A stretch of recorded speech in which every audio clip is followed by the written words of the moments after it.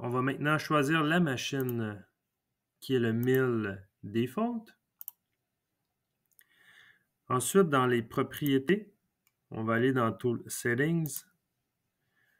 Le numéro par défaut du programme, on va écrire 6. De toute façon, on va le changer juste avant de poster le programme. On va cocher Assign Tool Sequentially, Warn of Duplicate. Ensuite, Override la clairance, le retract et le feed plane. Il va garder par défaut les valeurs qu'on va mettre dans les opérations.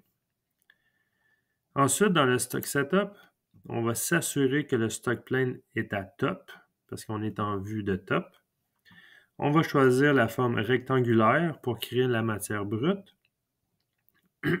Et on va cliquer sur All Entities. En cliquant sur All Entities, il prend les valeurs en X, Y, Z de la pièce que j'ai ici.